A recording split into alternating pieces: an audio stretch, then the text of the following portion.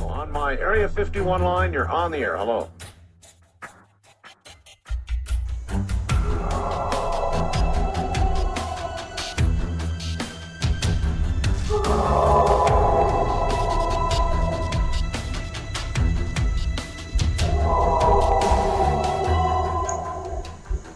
Welcome to the Soulz Paranormal Podcast, where what you've known as reality will be shattered by the truth.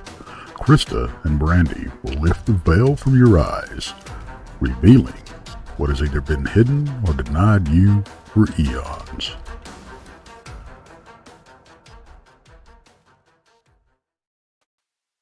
Hey, hey, hey, happy Friday.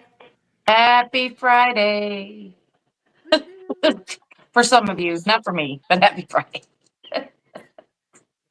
I got to go to work tomorrow, so I'm not happy.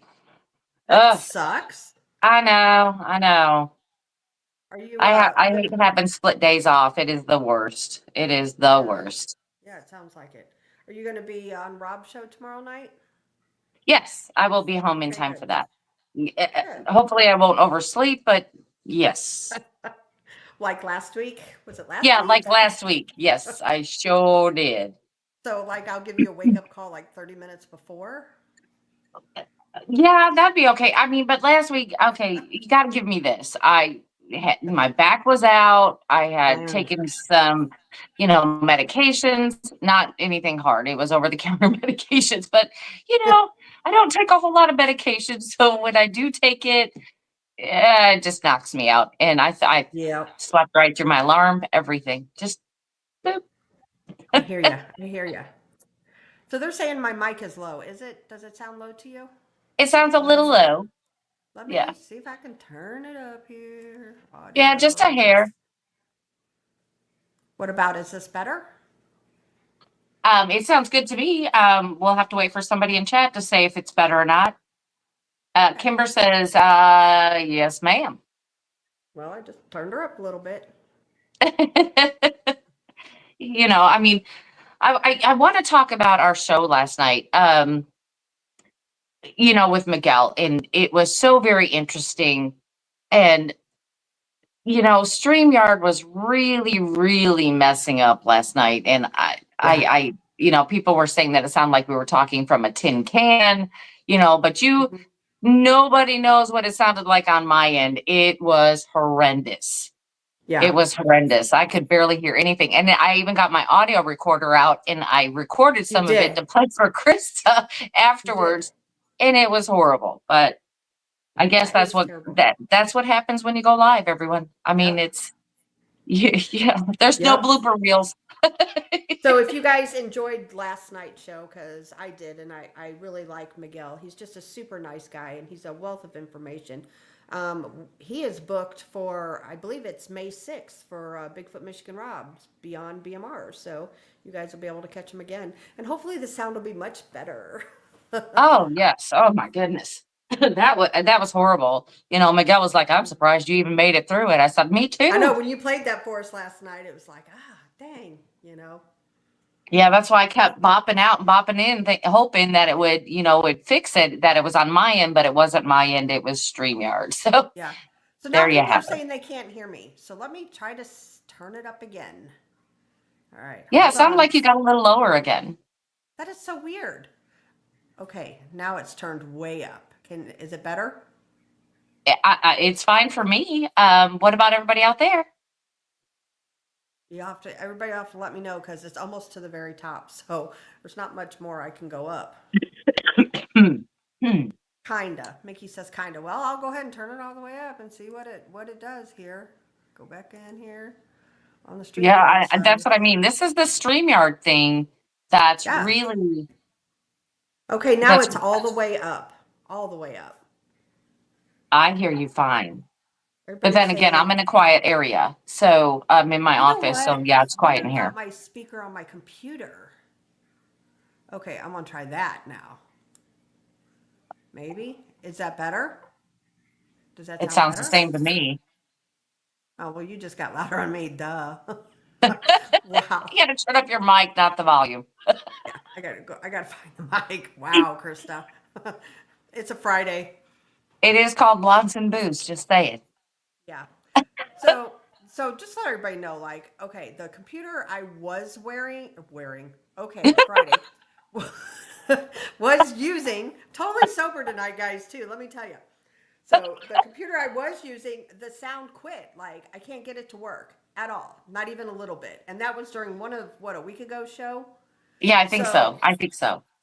so I am using my work computer now from work, and yeah, so I don't ever do shows on this one, and so now I have issues. So are you going to go get that checked out or what's going on? I mean, are you going to have to buy a new one? What? So, I need to just bite the bullet and just message Randy to see if he can help me. Because I haven't tried that yet. Good old Randy Gilbert, That's our, right. our tech troll. Yeah. So I'll do that first, and then we'll move on. So Brandy, it looks like since they can't really hear me too well, you got to do most of the talking tonight. Oh, well, I got a big mouth. It'll work. Well, our guests are running a little late. They are doing some fantastic stuff, and we don't blame them for being late, honestly. Because I mean, if Krista and I could have done these things, we would have. So, we've got well, Frankie, he's in Kansas City at the Michigan Paracon, which Missouri is Paracon, Missouri. Missouri. Yeah, the Missouri Paracon. Sorry, there are two of them, but the Missouri Paracon. Unfortunately, Krista and I couldn't afford their bill that they wanted, so we did not attend. So everybody, we're just going to have to live vicariously through everyone else. So, put them pictures out on Facebook so we can see them if you went. Yes, yes. So yeah, Frankie's over there, and I think Dan is at some horror fest here in St. Louis or something. So Yeah, that 4-day thing at Trans World. It's Trans World, and yeah, it's like the top. They make the I want to call them animatronics, but they're horrortronics or whatever they're calling them. The electrical things that they put out there, the giant right, skeletons and the ghosts and all of that stuff. And yeah, for 4 days, 13 different houses is what they're calling it. 13 different houses, I think, oh for wow, $100 for $100 for 4 days. oh wow, that's cheap. Yeah. That's awesome. Yeah. I thought, my gosh, how much money does it even get in to get this stuff in there? Right, You know what I right, mean? For these people to come in and do that. I mean, they right. use this stuff in films and everything else. And I'm like, wow. So that's going on for 4 days. And so That's that's cool. where Dan's at. And Yes. I mean, like I said, if we could have done that, we would have. Oh yeah. But see, here's the thing though, guys. The Missouri Paracon, and I don't mean to be like bad talking anybody or anything like that. However, I have to say that it was going to be, Brandy, we did the math. So it was like $175 for a vendor, if I remember correctly. And then we still had to pay to get in. So for the two of us, it was going to be over $400 just to get in for the Well, two it was of going us. to be And way more than that. Each individual ticket just to see the speakers was over right, $100. right. So it was up where near $500 a person.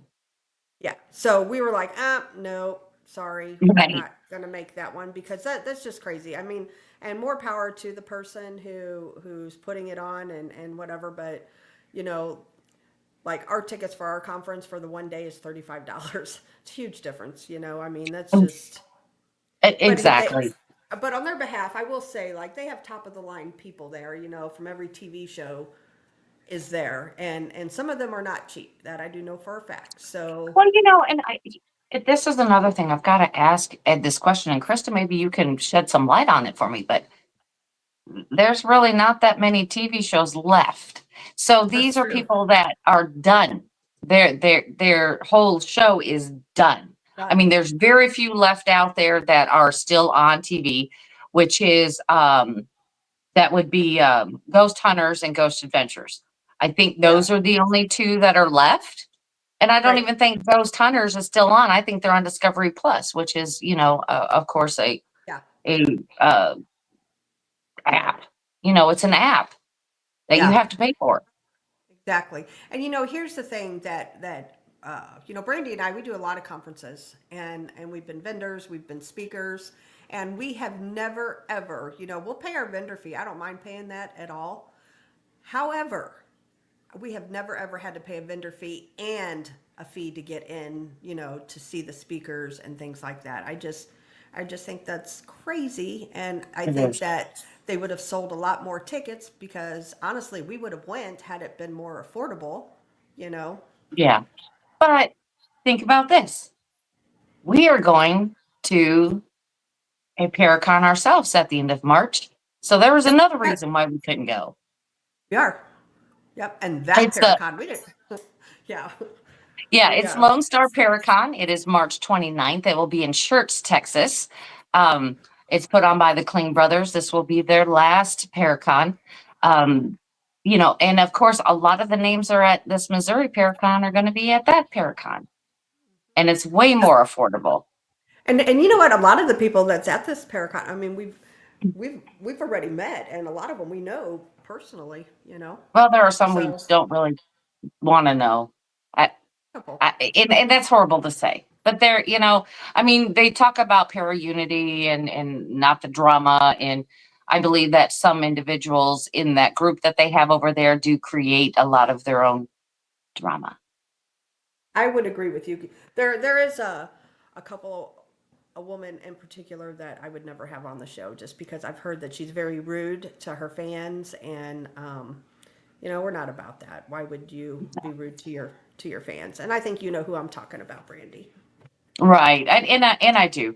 But that's why, because Chris and I, we have said, okay, we're not going to join any more paranormal groups. It's just going to be her and I, and we can branch out, we go with other groups or whatever, join in, but we didn't want to be a part or be a paranormal group because we're Blondes and Booze. We've already got this going on. That's a lot as it is.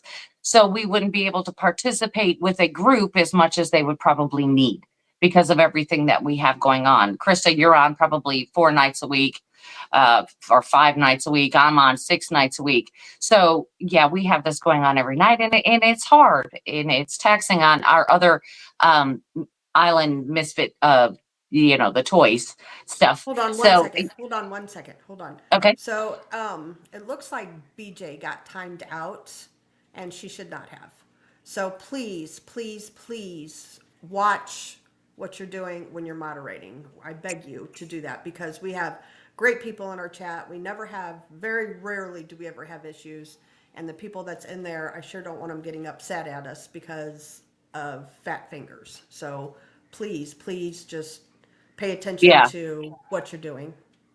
Okay. And we're sorry, BJ, if you can still hear us. We're very sorry. We are aware. So be careful of our moderators of timing people out. It's not, I'm not saying I've never done it because I have. I know. I get fat fingers too. I do. Totally. Yeah. And then we have Mr. Greg Ogles that just times people out because he thinks it's funny. So he does do that, but only to his friends. Yeah. I'm sorry. I didn't mean to interrupt you. I just wanted to. I forgot where I was at. We were talking about just not being a part of a group. So Haunted Soulz with a Z, Haunted Soulz Paranormal approached Krista and I about joining their group, and we've met Dan Klein years ago, and he's a really great guy, and we think that he's on the up and up, and we support his values. We know what he's doing, and we appreciate that. So when he asked us to join the group, his group, and everything with Frankie and everybody, which we already knew, it was just like a no-brainer. It's a no-brainer. And when they come on, which is hopefully soon, we're waiting for them to get on. Frankie said he was running a little bit late, but when they get on, they'll explain it to you. But they have 13 locations that they run. 13. It's amazing. Yeah. Yep, absolutely. So one of them being... Is it 13 or is it less than that? And they have 13 things planned. I forget. I think it's less than... I think it's less than. I think they have quite a few locations, but they have 13 events planned for this year. Yeah. When he comes, when they get on, we'll ask him for Yeah, sure. we'll have them explain that because like I get everything confused because we have our own schedule. And I'm like, well, wait. Yeah, so like next Friday, I won't be here because I'm working an event with them at the Emmaus Hmm. Village. So I Right. And won't I be will here. be here. I will be Brent? here. Yeah. Yeah, Yeah. because I'm going to be available because like Chris and I have to take turns. So she's going to go work an event with them one night and the next night I'm going to go. So Yeah. we just kind of have to fill that in and make it work. But it's a good organization and it's just starting out and it's on the rise and it's fantastic. And, so we'll get into talking with them as soon as they get here. And honestly, I Um, got to tell you too, like, one of the things that I've always liked about Haunted Souls. So Brandy and I met Dan just, I don't know, it was about 3 or 4 years ago, but I've known Frankie for, longer than that because we were on the same team together. And then Jeremy, who is also part of Haunted Souls, I knew him like from when I first started the paranormal. When I first joined Paranormal Task Force, Jeremy was in the team. So I've known him many years. So a lot of it too, like we've investigated with them, and their integrity is fantastic. They're about debunking and not automatically thinking that it's something it's paranormal, or they're not about the demons. So they they're like us when it comes to that. Yes, there's demons out there. However, they're few and far between, type things. So not every negative haunting is that. And so, we like their integrity and what they do. And they don't charge either. And that's huge, mhm, mhm. you know. So for private cases, and then the places that they are holding events at, like, the Emmaus Village, like it takes money to keep these places afloat, and so that's why they do it. And that's why we're proud to be a part of it and help them to do that. Absolutely.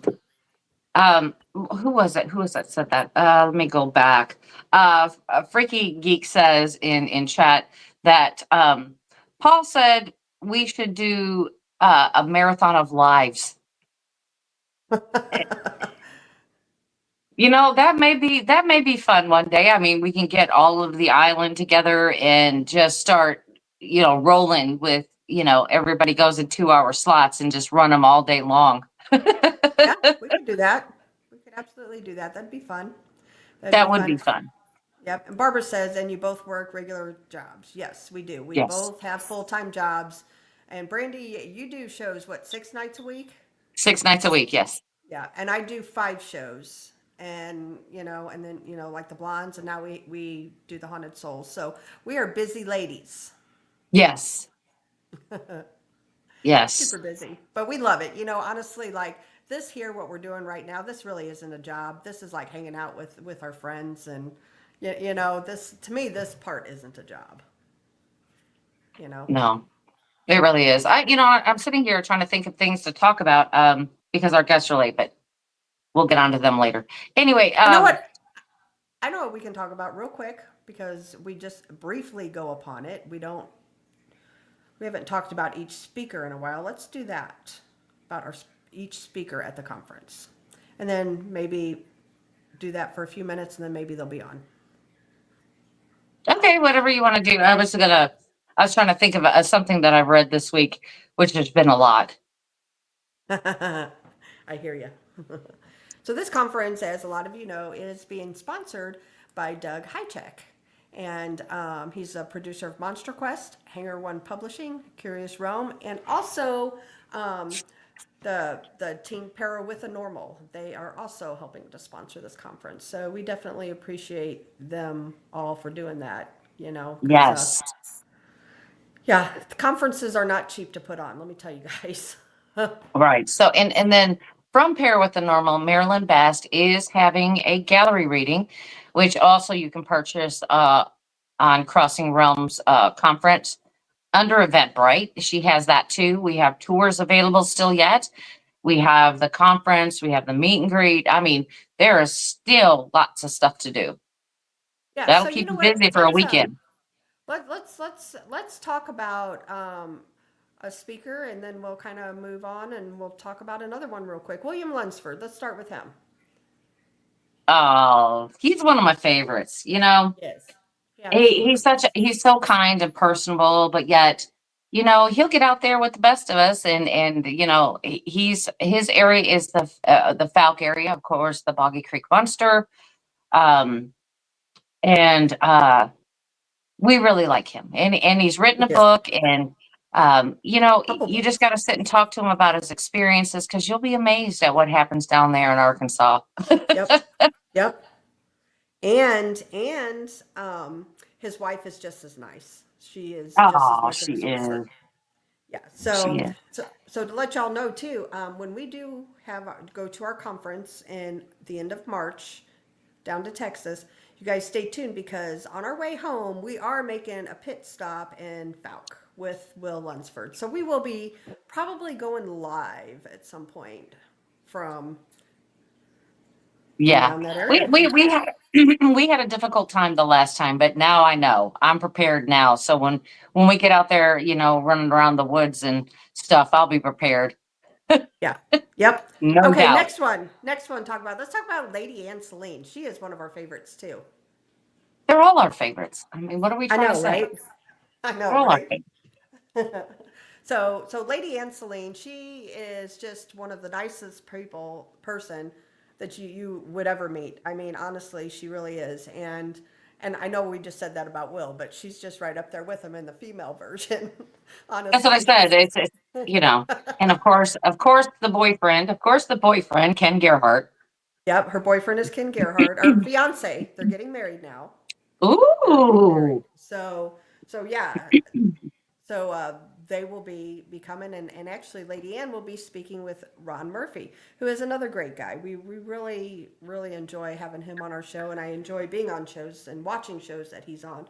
He's a wealth of knowledge as well. He can pretty much go any direction. Who you want to talk about next? Oh, just go ahead. Just pick another one. All right. Dr. Dean Bertram. I personally don't know him.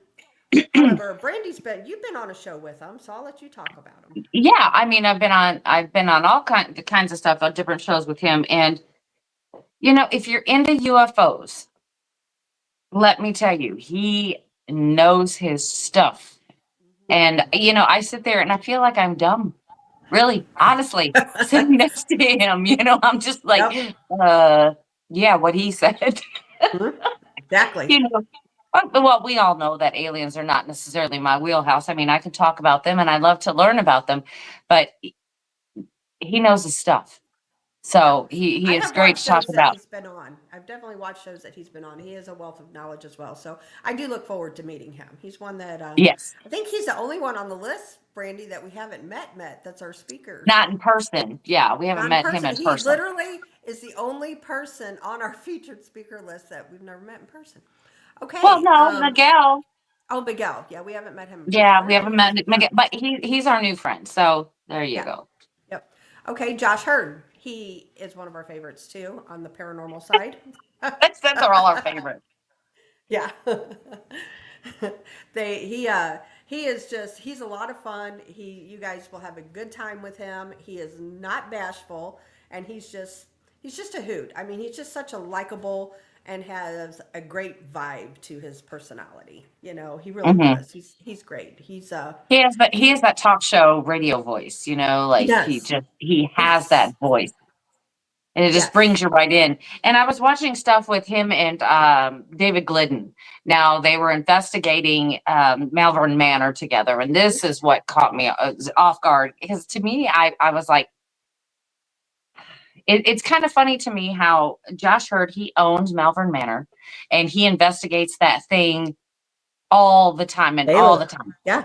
But it amazes me how it takes him back, like he just kind of like he's shocked when certain things happen, like, oh, that's new or something, or did it really just say, or can you believe that just happened? You would think you would be used to it, but he's not. He's fascinated by the whole paranormal subject, and especially with the same building, because things just keep popping up. And it's amazing. It's amazing to have that energy. Absolutely. And he does a great presentation too. He actually spoke for us at Ashmore when we did that event. And he's just a wonderful human being too. And I got to tell you guys, our list of speakers, that we invited is because we truly, between the whole Isle of Misfits, when we sat down and talked about who do we want to invite, it was really hard. And because we're friends with so many great people and we want to include everybody. So it ended up, that's why it blew up to what it is. Just saying. Yeah, because I'll let everybody know a little secret. We had 6 speakers. Start out with 6. 6. That's all we had was 6. We just were going to do a little thing, just a little thing. 6. Yep, and I remember when Ken Gerhard was our only special guest. Right, and it just has exploded. Yeah, that's so funny. It's too funny. So anyway, next person is Heather Mosier. She's awesome. Oh, here's BMR. Okay. And then, of course, Heather Mosier is with Small Town Monsters. Everybody knows Small Town Monsters. I mean, how could you not? If you talk Bigfoot or Dogman or anything, yep. Small Town Monsters. Small Town Monsters. And actually, Absolutely. I think it's next week or the week after something that we have Heather Mosier and we have Lady Ann Celine, and Brandy and I are going to do a women's panel with them. Okay. So, and your mic just got quieter, Krista. I just thought I'd tell you that. I don't know why. I don't know. Hey, BMR, how are you? Oh, I'm pretty good. I just wanted to pop in really quick to check out my 7th new internet system to see how the reception. Well, you know what? You just signed up for the next hour with us. I'm just saying. No, wait a minute. You got the Haunted Souls collection coming on. That band. Well, we're waiting. We're waiting. One of them is at a big Paracon. The other one is at another big event, a horror event. Yeah, we're waiting on them. Yeah, well, I'll hang out for a little bit. I don't want to take up, the show. There's 2 of them, correct? Is it the Haunted Garage guys that are be at the? Yes. Yep. Yes. So Brandy and I were just going through and talking about each of the speakers because we haven't done that in a long time. Kind of telling everybody a little bit about them. Yeah, sell them up, market them a little bit. Of course, I won't be. Of course, I won't be speaking, but I'll be there. You'll be there selling your books. You'll be speaking. I'm sure I'll be speaking to anybody who'll listen. We already know. I'll be speaking. So is everything coming through, girls? Yes, we hear you just fine. Yeah, well, good, because I went through a nightmare and I've been double charged. I tell you, I'm still now these idiots that came out today. I signed up for this plan and they popped another $60 on it. And I had to pay $209 for this other phony installation, which I didn't want. Yeah. And now today I just got this set up and they're charging me $300 a month for service. There's only supposed to be $200. $300 a month? Yeah. And so now I'm like, they gave me every channel known to man. I said, I just want the basic channels. I don't watch all this stuff. Right. So now I gotta get a hold of them Saturday.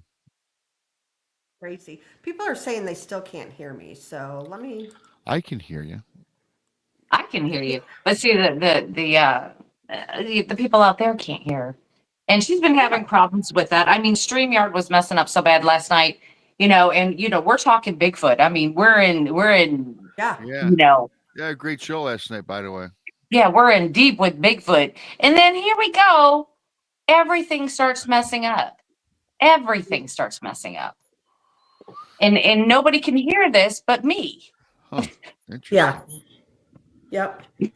Hold on. Got a message from Frankie. And BMR, you know what? I think it's just Frankie coming on. So you're welcome to hang with us. Well, I might be putting something together for a little later. I might test the airwaves tonight and do a live show. That'd be fun.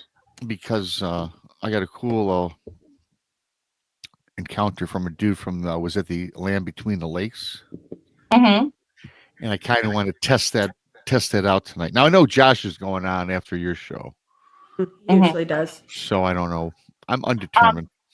Rob, Werewolf said that they'll hook you up to their internet for $500 a month.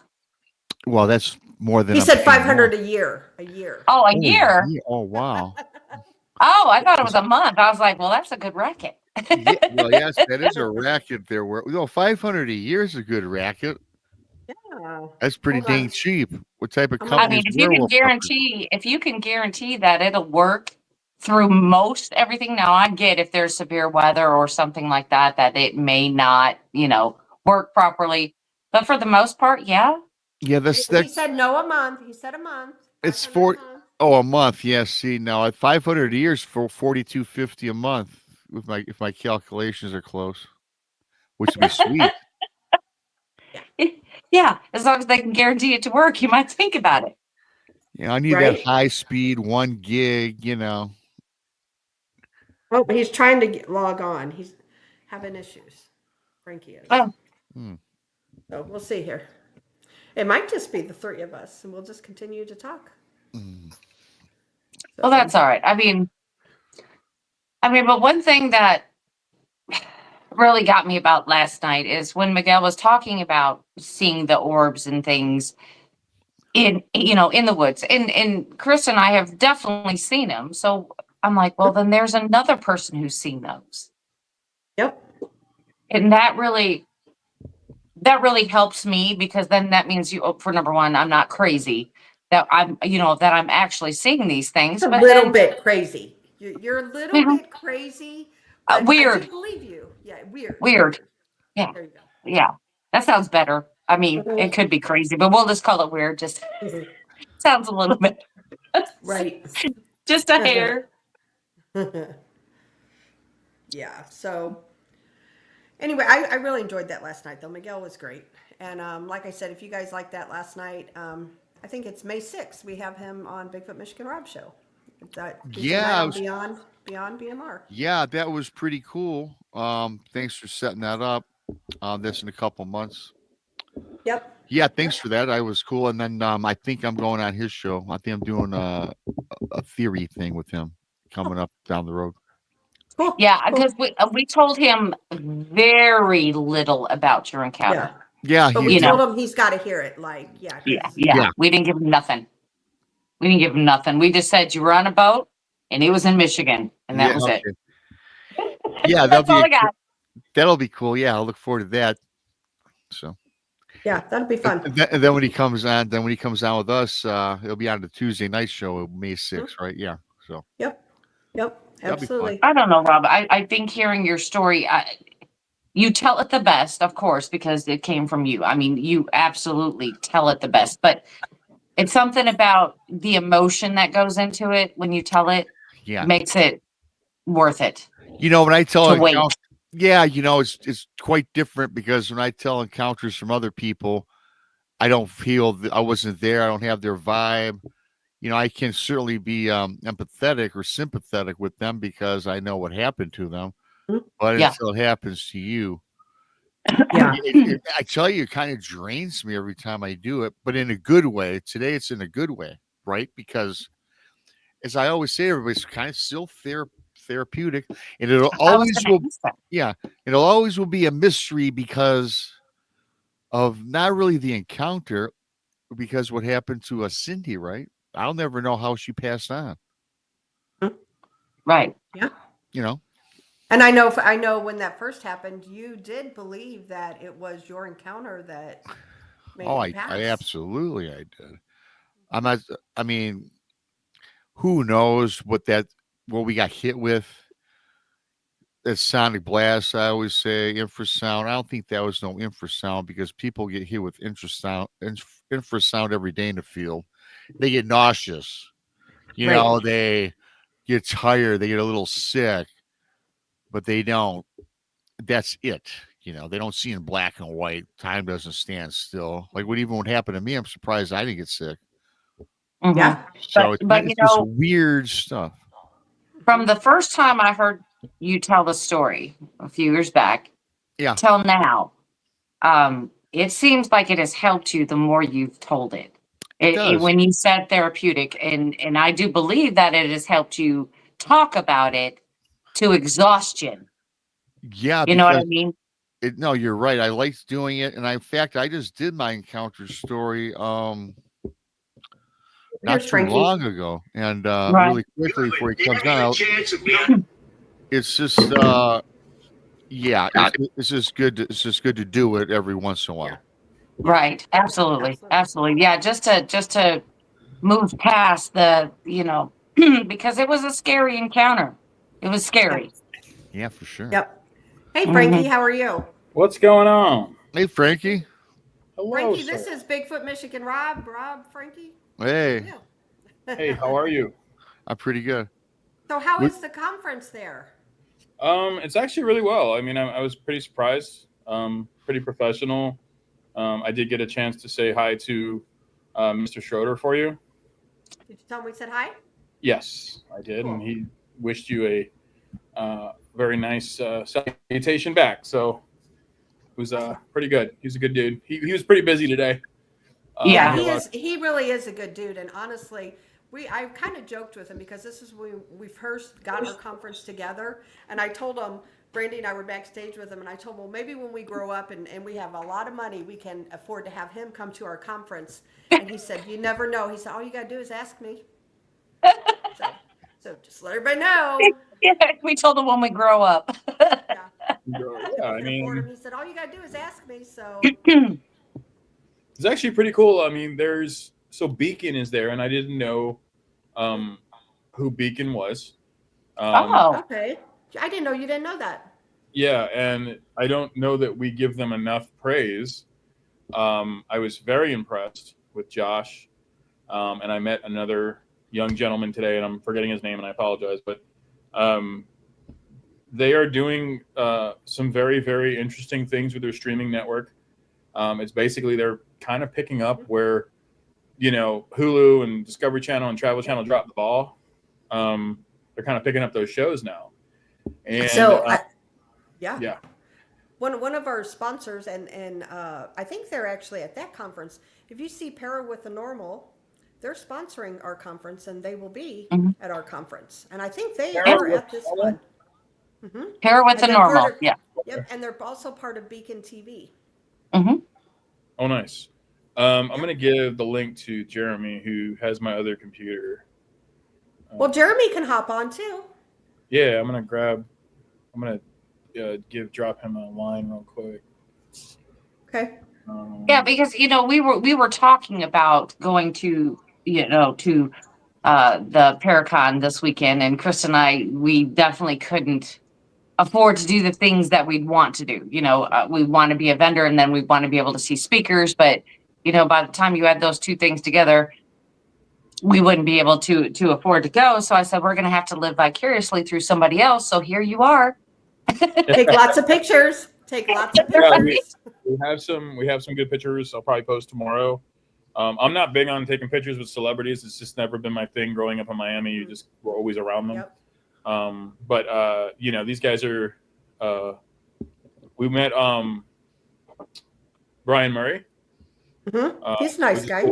Very nice guy. Yeah, we talked to him, and he's going to come to Emmaus. He did the 2 weeks over at the Conjuring House, and he had some interesting things to say. We also met a very interesting couple today that are from Italy. Oh, wow. And they are doing like paranormal tours of castles in Italy. Oh, that's They badass. set you up and they set everything up for you, and it's cool. like it's tough. I mean, the overseas, it's not like America where you could just crank it and somebody says, yeah, you can come and investigate. It's very different there. So I'm going to get more information from them. I want to vet them a little bit. It was a very cool guy. But also I do want to vet both of them. I have their business cards, and because it does seem like a very extraordinary, cool idea to actually like take a castle by yourself and investigate it and stay there for a week would be really cool. Yeah. Well, a lot of the castles around Europe are on a registry type of thing. So you have to get like permits and everything to do those things. To investigate. Now, a lot of them are open, like we would have an Airbnb. They have that type of atmosphere, or a bed and breakfast. But I think it was Scotland. This is a very interesting fact. In Scotland, I believe, is that if you're castle or something you live in that is on the registry, you can go visit that castle no matter who's living in it during any hours that they're open. And all you have to do is go knock on the door and ask them. That's They true have story. to I let you remember you in. telling me that. Yeah, they have to let you in. Yes, but they can say, well, give me a half hour, let me clean up, blah, blah, blah. And I mean, they may close off their bedroom or whatever, but you have the entire castle to go through. You know Absolutely. what? I don't like that. I wouldn't like that. Well, hey, they don't have to pay taxes or anything on that stuff. That's true. They're on the registry. They just have to allow people to come in. Yeah. Hopefully, we're going to be learning how to not to pay taxes. It would be great. That'd be wonderful. Frankie, I know how not to pay taxes. I already know. Yeah. Well, especially when it comes to business, you have a single woman with children in a business. Yeah. That's how you do that. I'm just saying. Frankie, I show a loss every year. I'm a handsome woman. I just have a little extra hair. Do you know what I'm saying? And an Adam's apple. I didn't get to go to any of the speakers, but I'm going to try to sneak my way into one tomorrow. I'd like to hear a couple people present and see how their presentations go. I'm a very well-rounded and professional and been trained how to present. So I always like to watch other people's presentations. So I'm going to try to do that tomorrow. But overall, I mean, everybody was very kind. The person actually that's crazy that you have like Bigfoot Michigan Rob on, the actual person that's running this event is from, and he ran the Michigan Paracon for years. And his buddy Jesse lives here in KC, and he's like, hey man, you got to do this with me. And he's like, oh man, I just retired from doing this. But he did it with him, and it's a very professional, I would say the most professional Paracon I've been to in a very long time. I would say it's expensive, but I would say that it's a beautiful room. All the vendors have great spaces. It's done in a way where you can just walk around the whole room and see like the big stars that have the books and all the cable exposure and stuff, signing autographs, which every one of them has been completely nice and talkative and just loving their fans, which is really nice to see. And as you go around the room, the other thing that I loved about it is there's not a lot of overlap with vendors. So you don't have like 10 crystal tables, you don't have 9 3D printer guys, and you don't have like all this like, in the beginning when you're trying to get vendors, I get it, but like to curate that the way the way they have done it is really nice because everybody's kind of coming at you from a different perspective. So you have podcasters, you have more metaphysical type people. We're right next to travelers, so. Yeah. Well, what's kind of cool is Chris and I are going to the Bigfoot Festival. It's May, right? Yeah, May 3rd. Yeah, May 3rd. So we're going to the Bigfoot Festival, but they have what's called a podcast row. Oh, that's so all of us podcasters are going to be lined up doing podcasts all day long. So, and it'll be fun because then we're going to get, all of the speakers and everything in and be able to speak with them on this podcast row, which I thought was a phenomenal idea. Where was that at again? This is going to the Bigfoot Festival. You guys didn't tell me about this. I should be on Yes, Podcasters Row. Yes, we did. We got in with Greg Ogles. He's the one that did the hookup. Okay. He's like, yeah, I heard you. Yeah, okay. I'll remember that next time. Yeah. Jeremy, how are you? I am excellent. Awesome. I was just telling him about Beacon. Oh yeah, that, and I got to meet Chris Williams, who I had a major crush on. I saw your picture. Yep. I've met her several times. She's a sweetheart.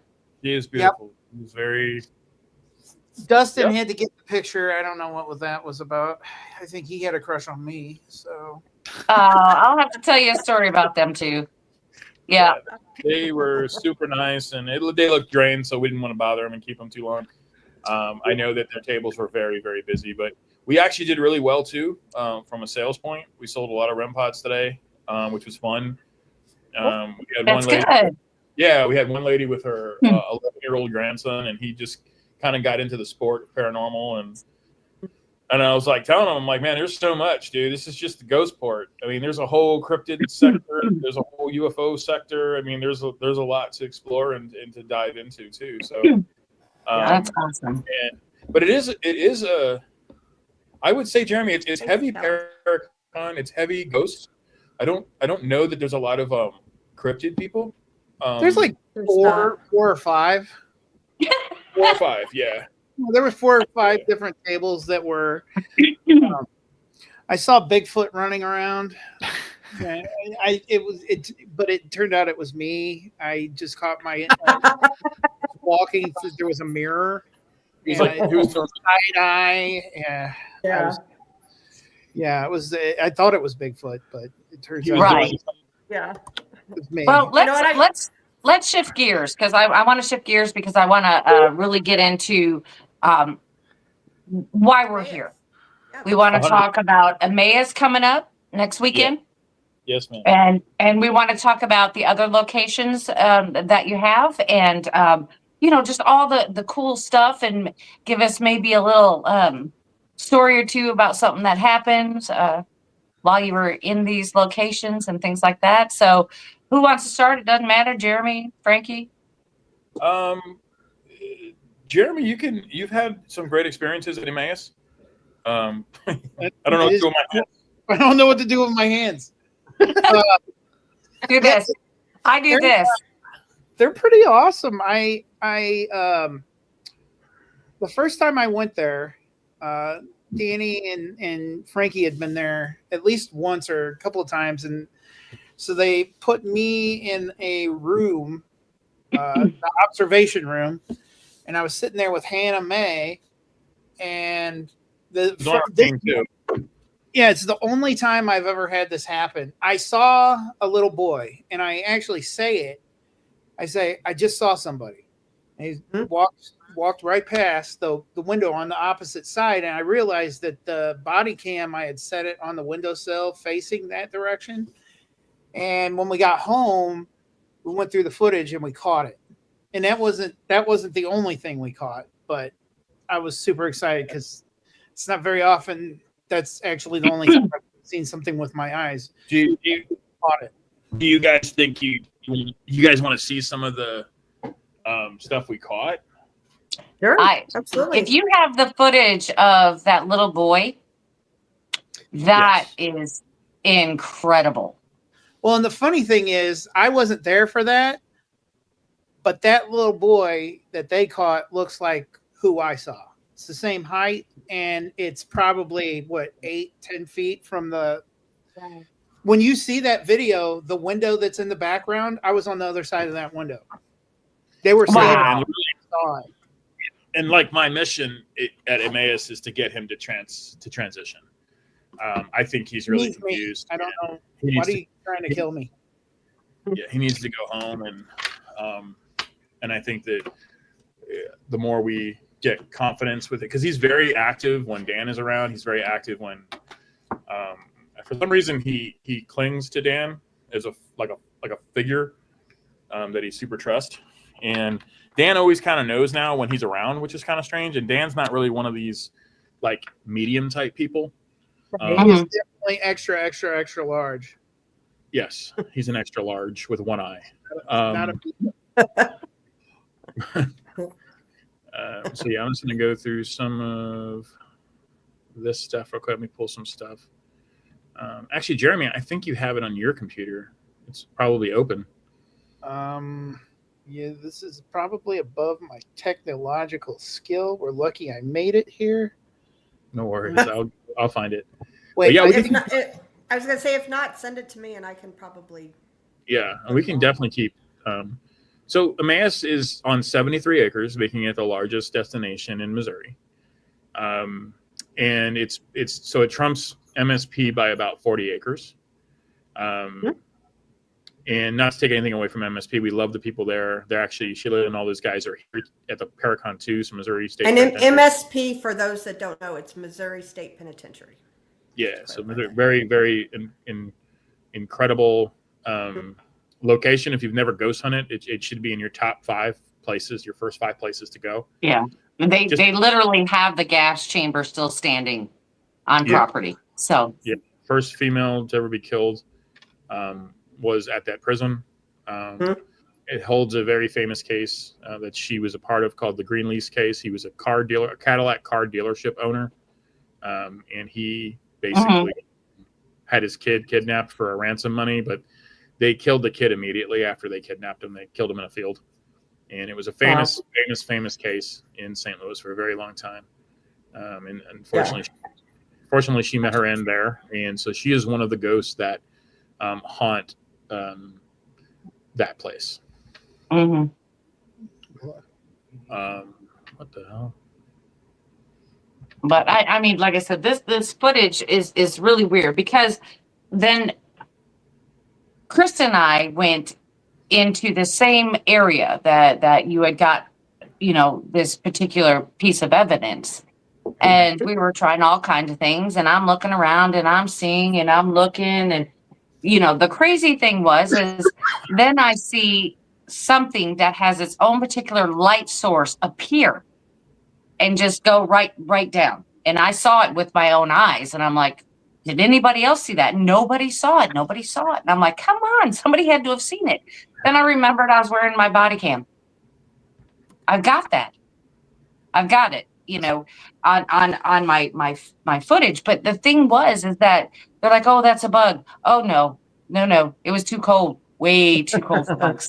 Way too cold. Way too cold. Yeah. Way cold. Let me present this right now. I got it, Jeremy. Oh, okay. Good, because I was embarrassed. It's fine. He's on my computer, so he's, it's tough. It's not mine.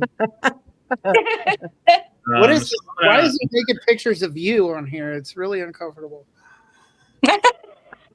They are. Okay, I've got to add it to the stage, so I'm going to go ahead and add it to the stage. So when we come up this staircase, as you can see, I wanted to set it up. I'm going to start with like all the apparitions we've caught so far, and we are doing a special deal for this weekend for your followers and fans and everybody at the Paracon. We're doing it's 2 tickets for $150, so you're getting $50 off. Wow.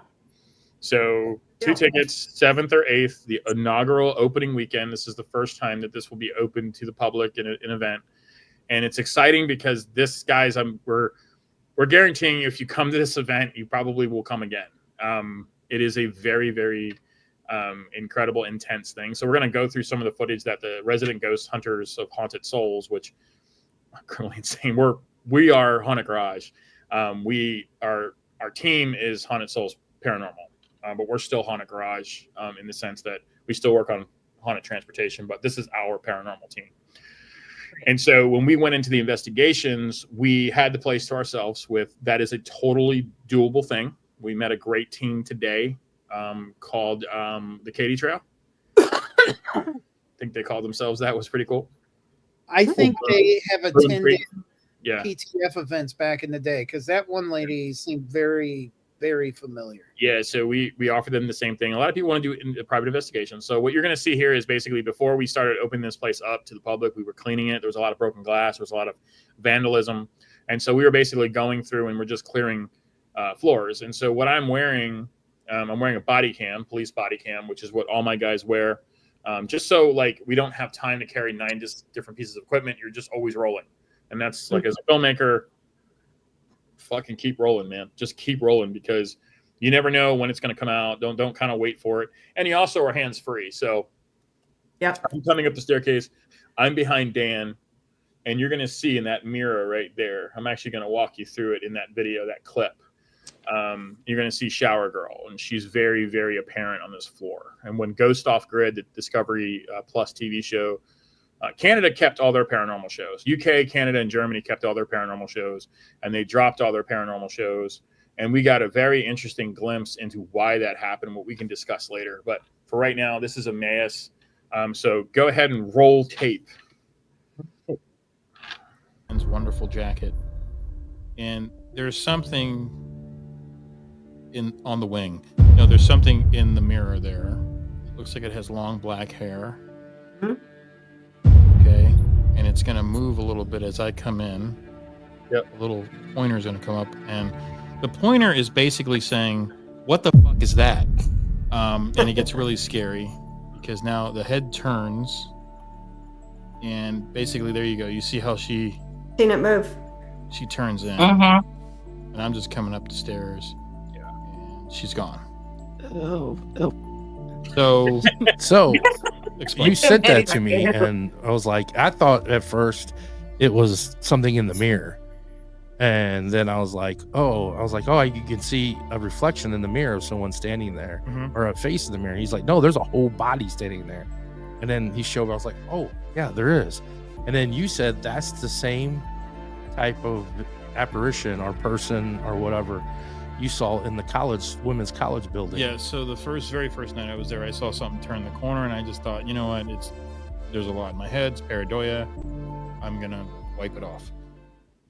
So Shower Girl is very apparent, and she hangs out on the second floor with Matt Albert. We've never seen Matt Albert.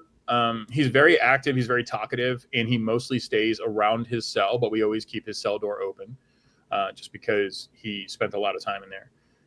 So the next video that we're going to show is Jeremy actually witnessed this with Hannah Mae, also on our team, but just can't figure out WhatsApp. And I don't like inundating people with text messages, so I use WhatsApp so they know that, hey, it's WhatsApp, it's paranormal stuff. But this video here, you're going to see this legitimately, like Jeremy saw this and called it out.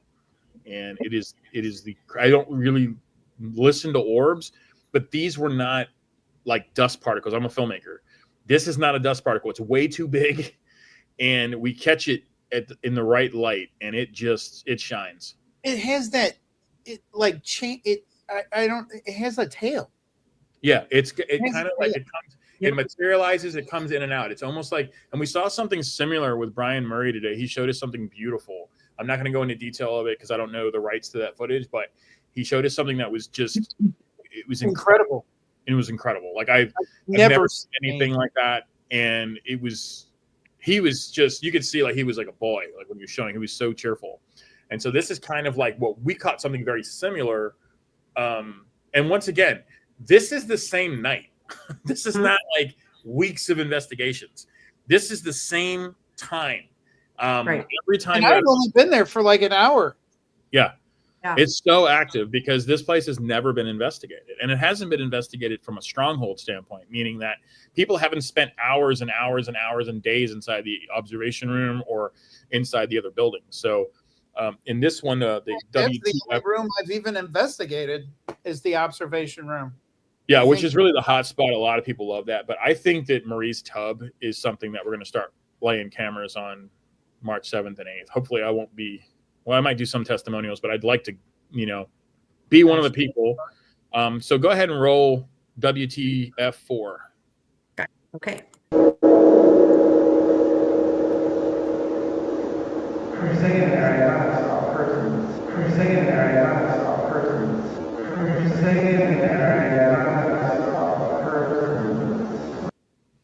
And you can see how big that is based on what the bed is. And Jeremy is saying, I could have sworn I saw a person. So you're actually seeing. It almost looks like a face. Yeah. Yeah. It's a face. It's got a little beard, and it looks just like Reverend Stern. It has that really like Amish type beard with the eyes. Can we see it again? That was very, very cool. I had to interject that. Okay, I'm backstage now. He's backstage watching. Thanks, Rob. Yeah, I would like to see that again, like right at the end, because you clearly can see a face. Yeah. Hold on. Yep. And just to let everybody know, like you guys in chat have heard Brandy and I talk about orbs. Like there's a lot of dust particles out there, but we believe like a true orb has the tail, and you guys mentioned the tail, and I saw the tail. Mm-hmm. So thank you, Walter. We appreciate that. All right, let's play it again.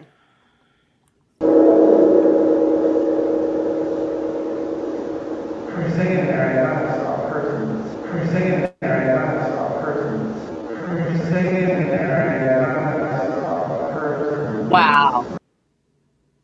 Wow. Yeah. I've never had that happen before. No, not like when you're kind of like you're in it, right? And hold on one second. I'm just because I've ghost hunted a bunch with Frankie and Krista. I have never had something that I've definitely heard things I've caught on audio. I've heard things I haven't caught on audio. I've caught things on audio I haven't heard, but I've never caught something on video that I saw. Yeah, that's pretty cool. Very cool. Yeah, so if anybody is interested, I'm telling you, you guys will not be disappointed. Like, I've been there. I can attest. Brandy can attest. You're seeing footage here, proof the place is haunted. And this is also where we got that recording of the howl. So it's you got know, Hogman. I believe that there's not only ghosts there, but I truly believe there are cryptids around that area. And as we all know, the cryptids follow water. And guess what? Missouri River is not that far from there. So, yeah, it's an incredible place, and I'm gonna drop the links so people can get tickets in chat. And HauntedSouls.com. And HauntedSouls.com. Yep, HauntedSouls.com. And then the next one here is an EVP, and this is the strange thing about this place is crazy. The EVPs in this building. You hear them, and then you can actually record them. And so what you're going to hear this is body cam footage. So you'll see to the left that it has GPS. This is cop stuff. You can't rig this stuff. It's from the camera. You can't tamper with it, which everything you're seeing you cannot tamper with unless you take it into an editing software, which we never do. When we cut up video, we never change the integrity of the film. And we've brought it to other people. As a guy that knows how to master film, you can tell that the pixel rate is the same. There's no change in it. The metadata all matches. And the reason why I do this with every one of the body cams. And so when you come out to our event, we have advanced equipment. We have equipment that we give you guys to investigate, and it's top line equipment. Some of it's really fun. And some of it is advanced equipment. Advanced equipment means that you're going to pay for it. And one of the things that you could pay for is actual body cam. You can pay $25 for the entire night. So if you're going to investigate with us, you simply get there around 6:30. We'd love you to get there at 6:30, and then 7 o'clock. And then basically, if you want to get body cam, you can go ahead and just meet us at one of the tables. $25. We strap it on you. It stays on there. You press that center button, and it just records. It'll record for anywhere from 6 to 11 hours based on what your settings. If you want 1080, if you want 2K, 2K is about 6 hours. 1080 is about 11 hours. So it stays recording. And I highly recommend you just keep it live. Turn it off when you're like coming into the admin building and getting a drink or taking a smoke. The bathroom would be wise because we shut it off. We've already caught some paranormal wieners. So bought them or I have a collection of them. Okay, it's weird. I bet it's you do. Right. I know. I found it on here. Those are mine. Okay. Thank God. I got to see that. It's all right. You like Italian sausage. Listen. So EVP 1, you're actually going to hear. Yes, the X-rated. You're actually going to hear. You're going to hear somebody. You're going to hear somebody say, "You missed me," because we kept asking, like, "Where are you? Where are you going to? Where are you going off to?" Stay in chat, and then we will hear there will be a buzz, and then all of a sudden it's like Class B. I still put it Class B because some people hear other things. I hear "You missed me," but I don't know what you guys will hear. You might hear something else. So real quick, will you explain because a lot of people in our chat are cryptid people. Okay. Explain what like Class A, Class B, like EVPs are. Jeremy? So a Class C, will start at the lowest. Class C is some people agree it's an EVP, and most people don't agree on what it says. A Class B is everybody agrees that it is an EVP, but they don't agree on what it says. And a Class A is everybody agrees it's an EVP, and everybody says it's the same thing. Right. Real quick, Werewolf asked, do you get a copy of the video? Yes, I'm actually responding to him right now. We do at the end of the night. We take down your email and we send you a Google link, and you'll have that the next day, so you can go through all your footage. We keep a copy of it in case people try to be scandalous and try to put stuff in there. We always double check the tape to make sure that people don't add stuff and like, oh, there's a demon in the back, and like, they Photoshop something. So we want to really be clear on Right. that. Right. Yep. And I just wanted to show everybody that this is what it looks like. The body cam, Yes. very small, fits on your chest. And you after a while, you forget it's there. So it's very important when using the bathroom to shut it off. Just saying. Right. Yeah. Right. Very important. Yeah. Yep. Like Jeremy's body cam is always just loaded full of, I mean, look at my title. I'm a fart teacher. What can I say? So you know what though? On a serious note, I have to say really quick. Yeah. So years ago, we all know the team that I started on with Jeremy. Jeremy had been a member of that team way before I ever started. And I believe that was back in 2012 when I started that team. And like that. my first event was Tri-County Truck Stop. And you helped me. And so I've never forgot that. I've always liked you. And you've always cracked me up. But you know what, though? I will say, when it's time to be serious on an investigation, you can 100% get that way. Like, you're very professional. So I appreciate that. Thank you very much. yeah, absolutely. Okay, back with it. Back onto the show. Back on the show. Back on the show. Yeah. right. So, he did a great job. So you have Class A, Class B, and Class C. Did you go through all those? Yes, I did. Yes. So yeah. So Class A is what you want. Class A is what you want. I'm just saying. It's what you want. Class A's are fun. I mean, and Jeremy has caught a lot. I don't know if you guys remember an old PTF member by the name of Chris Ketters. Him and Jeremy actually caught a really good at the, where was that at? It was like a Satan or something. Hillsboro Baptist Church. It was Bobby's church. Yeah. And we were in the choir loft, and I had taken my hat off and set it on the edge of the balcony. And I said, well, I don't think that you can, move this hat. And we heard something. It sounded like scratching. And I'm like, dude, replay that. What was that? And it said, I don't have time for this. And we looked at each other. I was like, uh-oh. I mean, was that a message from Terry?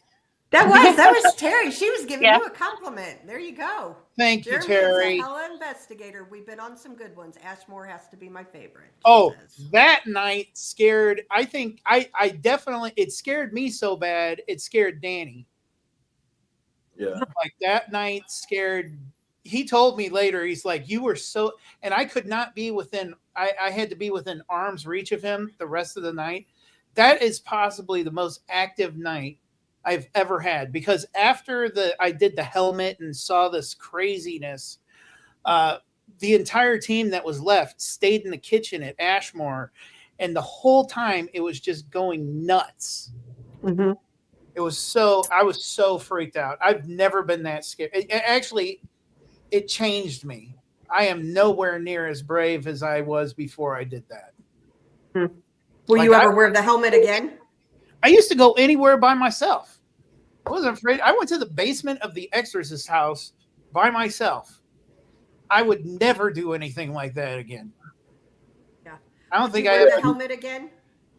I have a bunch of times. He did it recently at Arcadia. Okay. Yeah. Okay. It did. We had too many people in the room for me to. Yeah, I talked to Terry after that, and it's better to have less people. Like in my opinion, I have never done that. But yeah, so we are actually in the chat as Shift Films. That's actually our basically our parent company. We're doc filmmakers. So I've been answering some people's questions in there, and I really appreciate you guys watching this and having a good show here. Absolutely. So, Awesome. So this EVP would be a Class B because too many people are basically arguing over what it's saying. So you can roll it. Okay. Is it the shower girl? EVP 1. Okay, let me go to it here. It's down here. EVP 1. Here it is.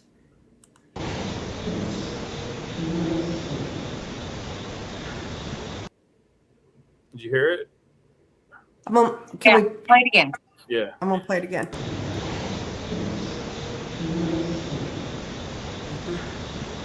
That is awful, Tommy. And like we all were like sitting in, so we're sitting in the observation room, and I think this is the second time we come out and to the actual observation. So observation room is in the Oscar Sets building. So if you go to the website, it's basically the picture of Emmaus Village. It's basically the Oscar Sets building. There is another really big building that is the college dormitory, women's college. And then we have two other buildings that are now open as well. So the original building from 1859 is now open. There's really not much to it. We haven't done anything. I went in there. I went Yeah. in there one night. Yeah, there's not a lot to that type of investigation, but you might get something. The problem with that one is it is very close to the woods, so we would advise people to go in groups of 2s or 4s, just because we do get a lot of coyotes. We do have 3 Grand Pyrenees on the property just to protect us from coyotes that want to move in closer. And I think they have been very good about keeping Dogman away. To be honest, they fear absolutely nothing. They are lion hunters, and I But love they're them. really sweet though, because I met them. Yes. Yes. All the dogs on the property are super sweet. There's 2. Very food motivated. They're very food motivated. They're not owned by anyone. They basically live on the property. They take care of them, but they're not theirs. They were there when they got there, and they just hang out. They're super sweet, and they love the fire. So sometimes they'll hang out by the fire or the food trucks. Where they did. Yeah. And we also have a Stinky Bill, who is a golden retriever. He stinks all the time, just so you know. So if you pet him, you're going to smell. But he's beautiful and he's a lot of fun too. He will not go. On the 3rd floor of the Sets building. He refuses to go on that floor. He'll go everywhere else. He just won't go on the 3rd floor. He doesn't like the 3rd floor, which is interesting insight with him. Because that's where the cell is. Right. Wow. He just doesn't like that floor at all. And I always trust like a dog's intuition when it comes to, they see things we don't. Yeah, absolutely.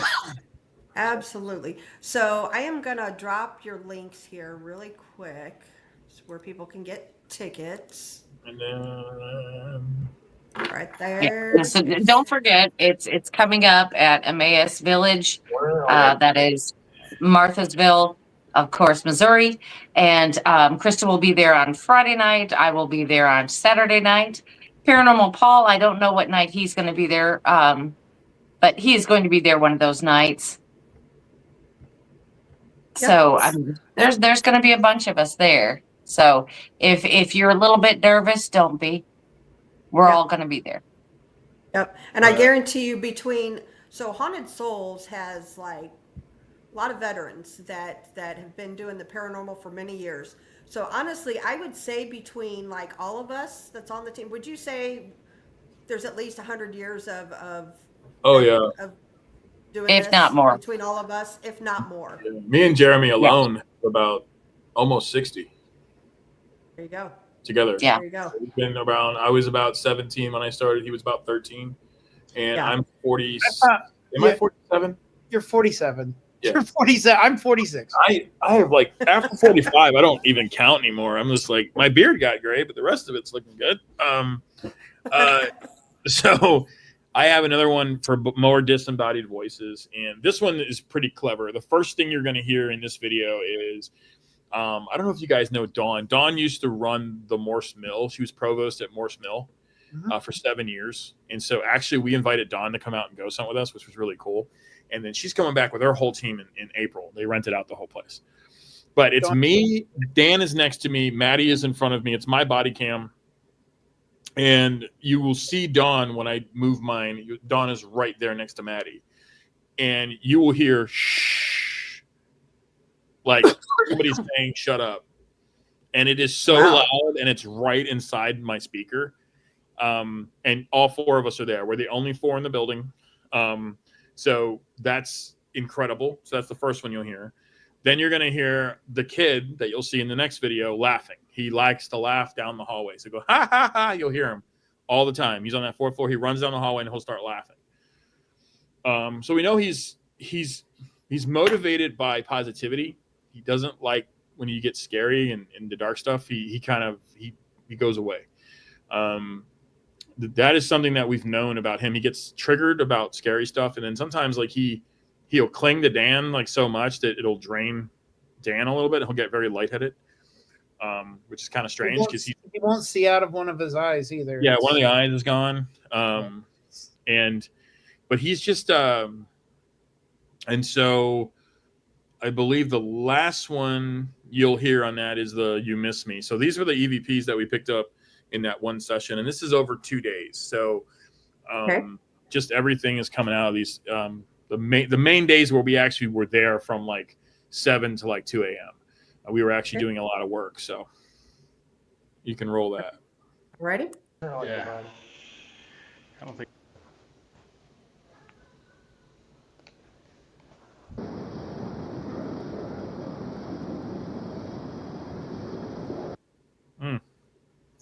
That one's kind of hard to hear. I got to find another I heard one. it though. I could hear that. Yeah, I could hear a little something. Let's play it one more time. Yeah. I don't think.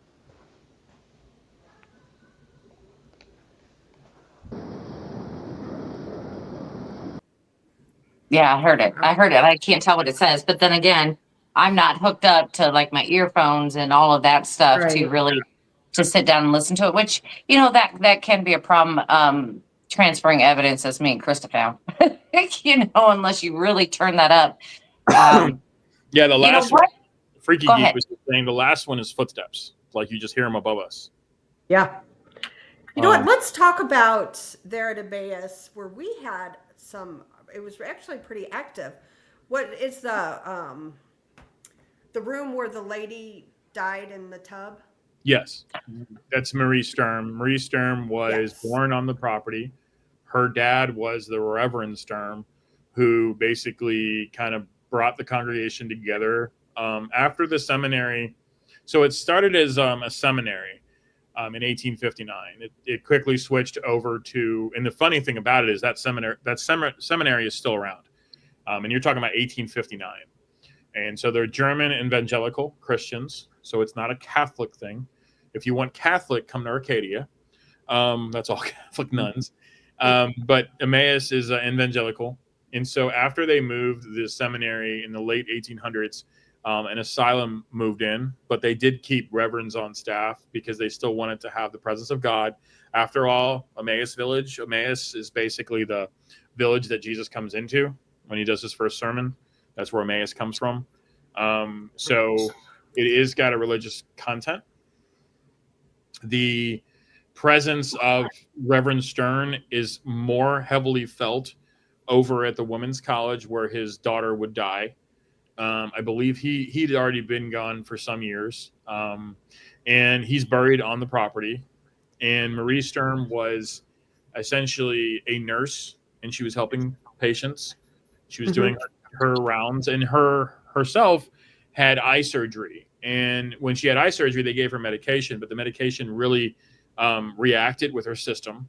And when she took the medication, she was running a thermal bath, which, if you don't know what thermal baths are, we had no way of controlling temperature.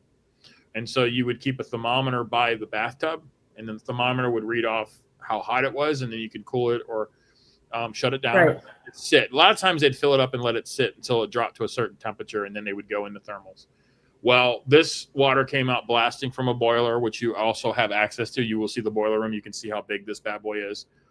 It's a huge boiler. So the water was coming out over 185 degrees. The eye medication made her get very drowsy, and she passed out. And she passed out headfirst into the thermal tub, and she was scalded to death. So she didn't drown. The death certificate actually says that she was scalded to death. So it's a horrible death, and to a person that did a lot for the community and somebody that lived there their whole life. It was home to her, and she was very comfortable there working with the patients.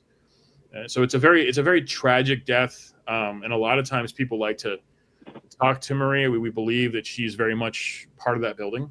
However, on the floor above Marie is where her father stands and basically hangs out, and he does not like ghost hunters. This is something that, Lauren Jeffries just joined. Yeah. So she'll tell you all, Lauren and Carmen. Lauren will tell you everything about that place, and Carmen too. They're a couple. So they've been there a couple times. And the Marie Sturm room is something it's a bathtub. It stayed in the same exact condition. And how they found her body was there was a tapping of a key that kept hitting. And it was basically coming off her wrist where their keys were, because half her body was found. So when they did the autopsy report, she didn't drown. There was no water in her lungs. She was literally burned to death with water. And this was a very sad day for Emmaus. And of course, now when you go and you ghost hunt that area, we ask that you be very respectful. And if you get to the third floor, which is kind of like the straight shotgun staircase straight up, that area up there is where the Reverend hangs out. It's a great place to do Estes. But he stares out that window at his house. His house is across the street. It's the white house with the stone blocks underneath it. And he stares at his house. He likes to stay in that room, is what people have told us, mediums have told us. And he just doesn't like ghost hunters. So yeah, sometimes people feel uneasy up there. Sometimes people feel lightheaded. People get very drowsy. They don't feel right when they're up there. Is some of the things that people have experienced that we've been through pro night. And so just so your entire audience knows, like, all of our locations have been seriously vetted by pro investigators. So we do pro nights and we invite all the teams out for free. The 2 people on a team come out and they investigate with us. And what that does is it vets everything. So it gives them a talking point when they're being asked through other paranormal investigators, like, hey, have you been to Arcadia? I'm like, yeah. Haunted Souls invited us out. It's a great place. Like, we ran into Cam tonight, which was great. Cam was actually, Robert's not there, but the other 2 that started it were there. So we got to meet them. So that was cool. So we're running into paranormal teams all the time now because we invite them out and they realize that, hey, like, this is it's not a drama show. It's not something that we're about. We're about para-unity and coming together and learning from each other and trying to bring this back to a science. So that's kind of Marie Sturm. That's a very popular building. It's a popular hunt. If you do have ghost hunting experience and you don't want to learn how to do Estes or learn how to do, the other thing that we do is we do the Phasma box. So you can actually learn how to use Phasma box and talk to spirits. Those are our 2 rotations. We're very different from other teams. The first part of the evening is we go over the property, the history. The owner comes out. You get to meet the owners of the property. And then we own the paranormal events. That's kind of like our business service agreement. So all our money that we send to them goes in donation form. They're a nonprofit. So anytime you buy stuff, it goes to them through donation, which is great. So all your tickets, half your ticket prices go to the actual property as a donation. And then they get to take that money and hopefully the goal for me would be get those damn elevators fixed so we can bring in ADA. I would love, there's so many veterans that are wheelchair bound or have one leg that aren't used to getting upstairs. Sure. And to have elevators would be so awesome. So they get to have a good time ghost hunting. Veterans and ghost hunting is very therapeutic for them. So anyway, the Mary Sturm, that's the women's college. What this video is, this is also the observation room, which I know it's a very big hot spot. But on those rotations, what we do is we section off the 3rd rotation to ghost hunters that don't want to train on Phasma or Estes. They just want to get going and get into ghost hunting. So they don't have to do the rotations. If they really feel they're confident enough and they just want to start ghost hunting, at the end of Jeremy's thing, Jeremy will take them through all the equipment up front. And then the major equipment that's fairly new that people really like because they see it a lot on TikTok videos is Estes method. Maddie, our lead investigator, takes them through that. And then Dan will take them through like Phasma box and then as we start training people up that want to be lead investigators and taking crews and taking rotations, they can teach them that as well. Dowsing rods, K2 meters, REM pods. Jeremy goes through all that in the beginning. So you don't have to learn all that stuff. I mean, it's pretty simple how those things work. You click it on, you leave it somewhere. If it goes off, you can tell it questions. Cat balls, same thing. So the only 2 rotations we do are Estes method. So you really get a thorough understanding of how to do Estes method. Because I'm constantly seeing people on TikTok do it wrong. And because you're standing too close to the person. Estes method works better if you're in 2 different rooms across from each other. And you have people in a in the middle. basically that are hearing both parts of it. So she asked a question in this room, like, how old are you? And then there's a big gap between that. The person with Estes has headphones on and blindfold. They can't see where anything's coming, and it's soundproof headphones. They're getting stuff from the speaker. It's coming out. It's like, oh, 47. And so she'll just yell out like 47 out of nowhere. So people really love Estes, but you have to have good distance because it looks contrived if you don't. Yeah. Also, you know what? Speaking of Estes is really cool, and something that we can all do is you have one person asking, but you have a couple different people in several different rooms where one person is asking the question. I've done that before, and that works. I mean, you'd be surprised like how they're in two different areas, can't hear each other, but yet they're getting the same thing. That's validation.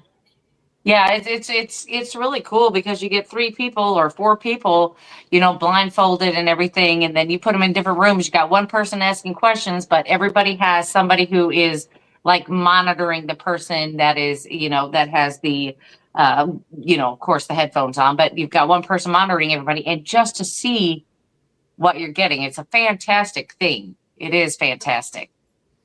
Yeah, you know, really I've done it before where there's conversations going on between different people in different rooms, but you know that they were talking to each other. Yeah. They weren't even listening to what the person was asking the question. They were just having conversations with each other. It was really nice. It was cool. It's a lot of fun, and it's a really cool tool. I know when I jumped back into doing ghost hunting, it was something that was new to me. So it's something that I don't do. The other thing that we do in our team, once again, you get all the equipment you can use. You get a whole case of equipment. You take it with 4 other people. Take that equipment, and you can basically go through it. We just take your driver's license. You take a whole case of equipment, and basically you set off on your merry way, and you do your thing. We ask that people don't camp.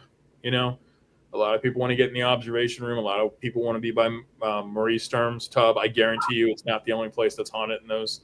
So let's not oversaturate areas. And the good thing about Emmaus is that we're not running inundated events. We like to run very qualifying events. So quantity is not key to us.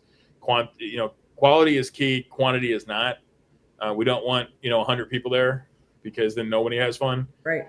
Because you get serious players. So we really limit the amount of people. Yes, we would love to make more money because we are for profit. We make no ifs, ands, or buts about that. At the same time, we want to be known as the best paranormal team in the Midwest. We want people to constantly be joining us and getting badged and doing their challenges, which we can talk about a little later. But this is kind of the video that you guys have been waiting for. And if you haven't seen a full-bodied apparition in real life, if you've seen shit on TikTok and stuff, this is straight from body cam. We actually have never touched that body cam. It still sits in the case. It's body cam A. The footage is still on there. We will not erase it, because we've taken it off. So what you're about to see here in this video is the state senator for St. Charles County, Nick Shora, and his chief of staff, Eric Michael.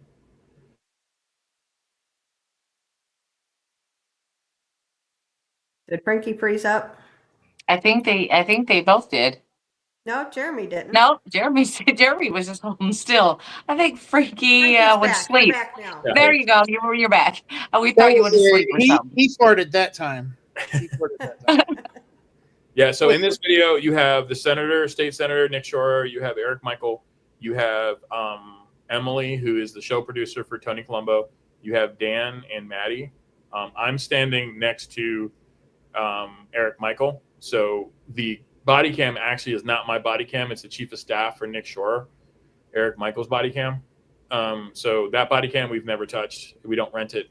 It just stays like this because I believe this is some of the best full-bodied apparition stuff that we've ever caught and that exists today. It still has the GPS and everything on it. Now, we did take it from the Bob Love, and it's here, but this whole piece of footage still remains on the original piece of equipment. So there's no way to upload footage to a Bob Love, to body cam. Body cam, the memory cards are inserted and they're integrated. You can't take them out. You can't replace them. When they go bad, the whole thing goes bad. You have to send it out. Mm-hmm. So That's why I love using scientific stuff like this, where you really can't tamper with the footage. Now, when I send you your footage, if you tamper with it, I also have a copy of your footage. So if you're putting stuff out there on TikTok, I'm going to call you out and be like, dude, that didn't happen. This is the actual same, you know what I'm saying? So don't get sly. Going through footage sucks. I will let you know. No Sam Colby moves for you. So you can roll video 24101419. What this is the same. That's the code that Bob Love gave it, so we never changed it. Okay. Yeah. All right. I'm going to add it to the stage. Okay, everybody. They love the way No, thank you. Here, not gonna happen. No. Ain't happening. Hey, where's that sound effect? We need a traveling board. This is a second. Not for us. I just listen to it again.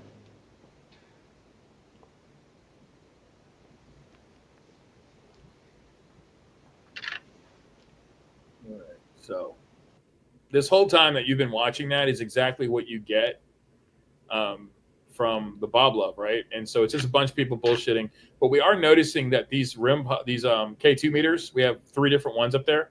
They're all lighting up, and Dan is kind of staring at those like, what is going on here?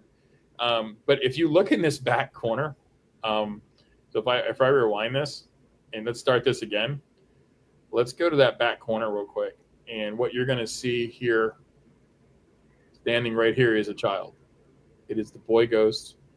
His head is right there, and his shoulders. So that's right toward the back of this hallway. Yep. And he's going to move. He's going to move with the actual. So make sure your brightness is up on your camera. So as I take you through this, you will see him come in and out. You see? So now his head is right there. He's got an arm extended. Now you can see him pretty clear. He's hanging out right there in this. And this is a back storm hallway. It goes all the way, connects all the buildings together. So this is just, so now he's gone, but then he'll pop back out, and then he'll go away. And then he stays in frame again right there. You can see he's moving. And you're wondering why all these things are just lighting up, right? Wow. So it's just like, I mean, this is what we do this for. This is the Holy Grail. That's it. This is why we ghost hunt right here. This little guy right here, proving the existence of paranormal, is in this video. Something is going on. Nobody left their 6-year-old child in this building with no shirt on. That's not a thing. You know, so you can see his face. He gets highlighted sometimes with that IR camera. Yeah. Right there, he's pretty clear.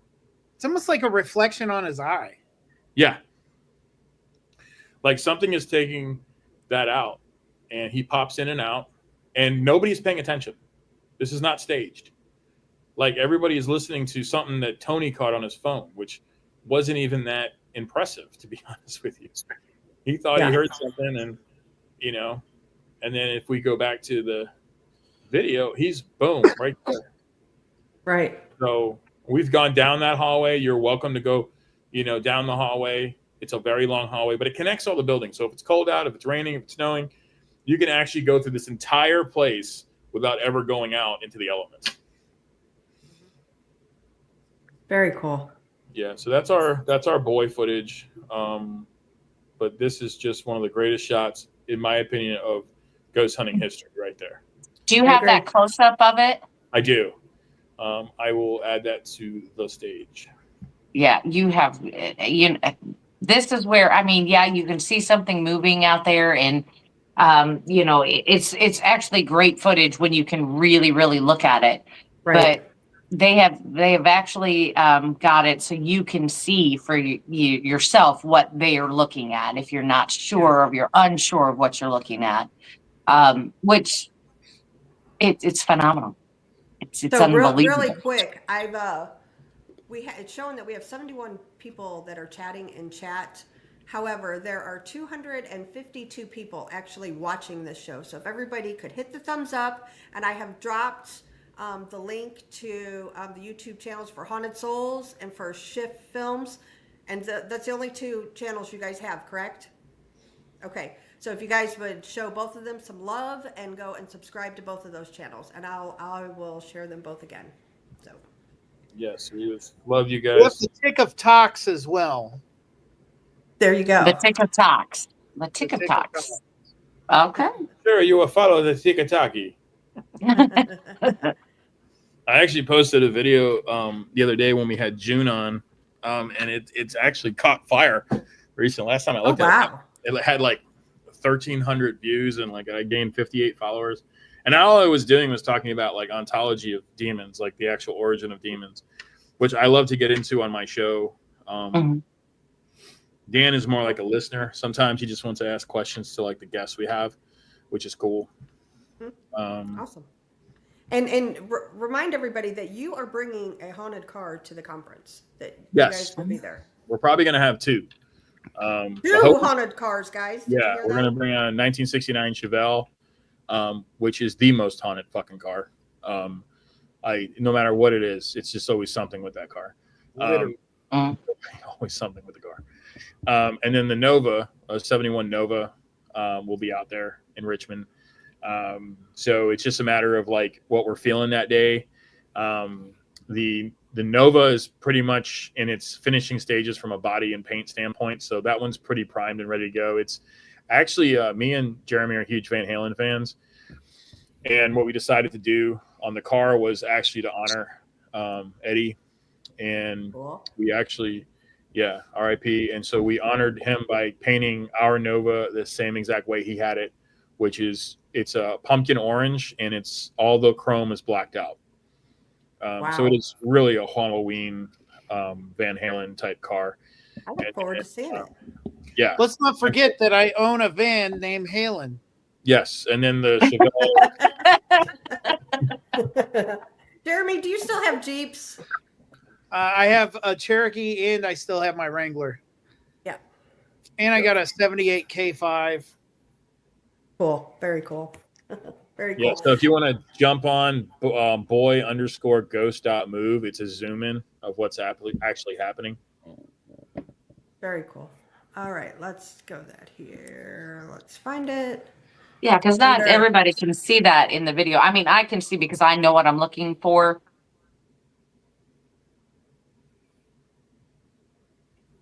Yep, he's right there.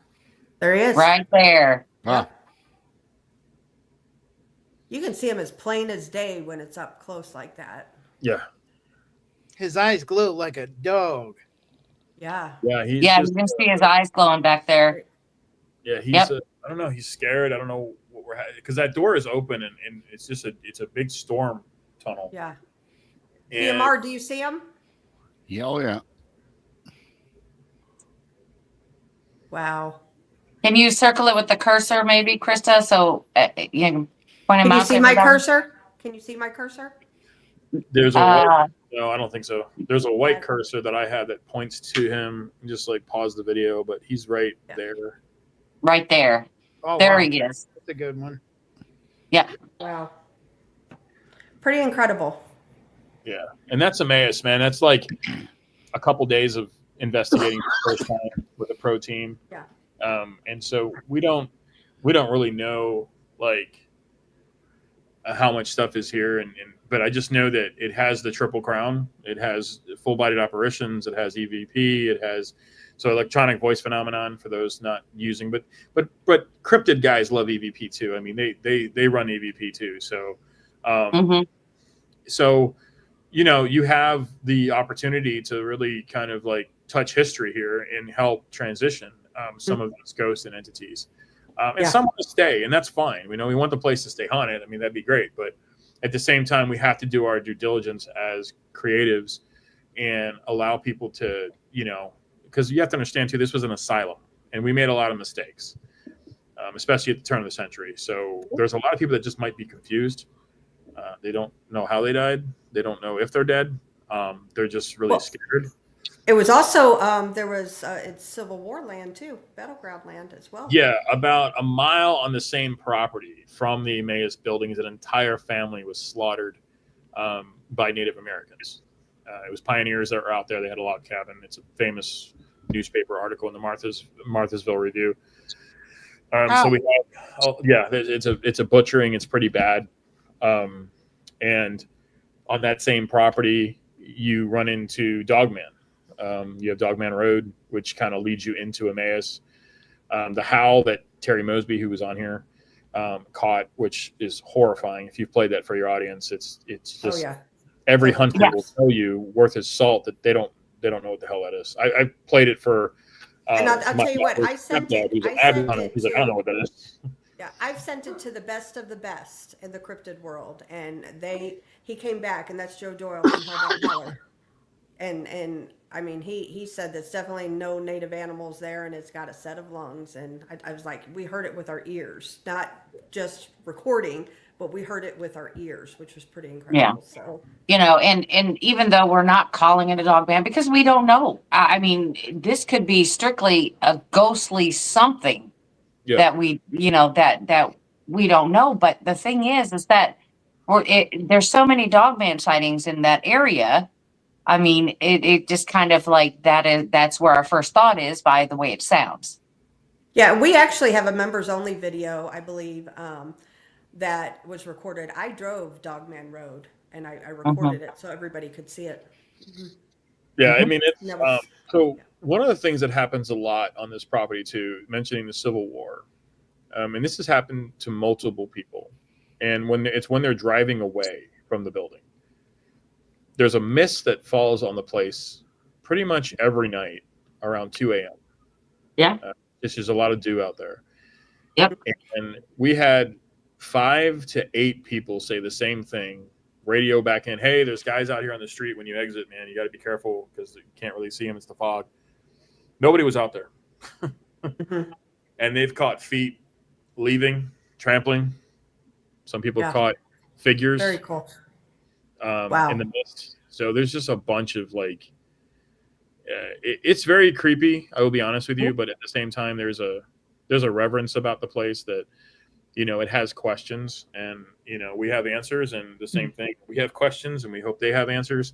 But if you are ghost hunting at Emmaus, it'll always be in my top 5 because it's where we caught a full-bodied apparition, and I've never been able to do that anywhere.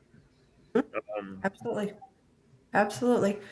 Yeah, well, I appreciate you guys coming on. We've gone an hour and 42 minutes. We don't usually go that long. I know. This was a great show. It was very nice, very awesome. I see you sitting backstage, Rob. But of course, with us going to all of these locations, you guys are going to be on definitely, more and more and more because we're going to be doing these things together. So we're going to have to talk about it. Gonna have to talk about it. Yeah, and it's fun because I think you really get a mix of Emmaus because Emmaus still has 300 acres in total. The total property is 300 acres. The property where the buildings are is 73 acres. So you guys can go backed up. There are 4 cemeteries on the property. There are over 230 confirmed deaths. And we have an obituary room on the 3rd floor of this Oscar Setz building where you can visit all the deaths and all the obituaries, and there's candles in front of each one of them. I think we've done a good job of respecting the spirits that are there, and those that want to transition over, I pray for them all the time. Those that want to stick around and have answers and questions for us, that's great too. But yeah, all in all, I think it's a good mix and it's a fun location.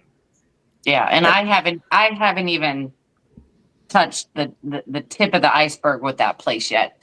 So neither have we. mean, it's a place you're going to have to keep continually going back to visit to discover more that's going on with it. So, and keep in mind too, for people that, I know we have a lot of cryptid people in our chat, and I'm not going to say the date, but we do have plans. We are going to go and actually investigate the cryptid side of that area out there. So stay tuned because, I'm sure we'll do some lives and stuff too, for you guys that are into that. And, we may or may not get something, but if we do, we'll bring it to you guys for sure. Right. And don't forget, Frankie even said it.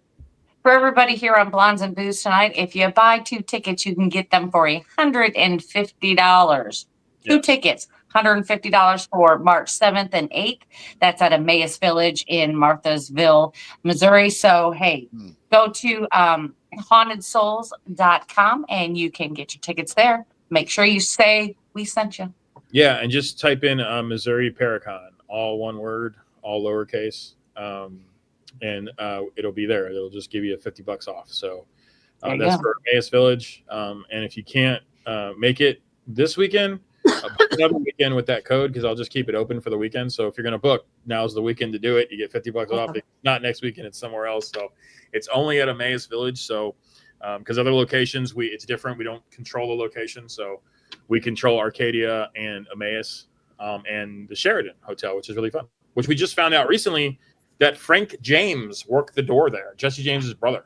Oh, wow. How cool is that? Oh, wow. Very How cool. cool is that? Now, he didn't die there, and I don't think the spirit is there. But Frank James worked a lot of doors at the turn of the century, and would tell stories about the old days and cowboy days before the upcoming after Jesse had died. He worked at the Barnum. He worked downtown St. Louis. Very cool. He always had a cane. He walked with a limp or something. He got shot in the leg or some shit. But he had some stories, so it's pretty cool. Yeah, very cool. Very cool. All right, so tomorrow night, Paranormal Paul will be on, and then we have Donny Cho, and then we have Late Night with Brandy and myself and BMR, Bigfoot Michigan Rob here, and I think Monica Rawlins will be on with us tomorrow night. So. She typically is. Right. Yes. Yep. So everybody tune in. And Lil Patty, she's asking questions about the conference in October or in September. Friday night. If you need any information on that, anybody who's listening, any information, go to Eventbrite, go to the Crossing Realms Conference, and that'll give you all the informations and the times and all of that stuff. But I do believe we're starting at 5 p.m. on Friday. I do believe that is the time. And that it's just, we're starting it with the meet and greet, and then after that, we're going to feed you some dinner. And then after that, Miguel Ramirez from last night, he's going to speak. Martin Groves, and if you guys haven't heard Martin Groves' encounter, it's amazing. He's going to speak, and then we're going to watch Chris Garitano's new documentary. So, and yes, Bia Marv will be there. He's happened to host it with us, and then Frankie and Jeremy, you're going to come to this conference too, aren't you? Yes. So come and meet these guys. Come and see their cool haunted cars, and yeah, we're just gonna have a good time. Yeah. All right. Cars and demons. Cars and demons. It's our favorite. Hello. All right. So everybody, we'll see everybody tomorrow on Late Night with the Ladies, Into the Bazaar with BMR. Yes, Into the Bazaar. Into the Bazaar, and that starts at it's 10 p.m. Central and 11 p.m. Eastern. So don't miss out on that, and we'll see everybody next week. Yeah. And good night, everybody. Amy Krill, if you want to sell that gun, let me know. I will buy Good night, everybody. Night.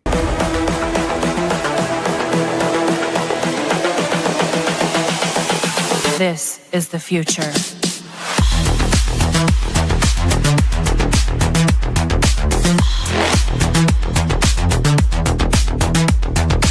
Evolution.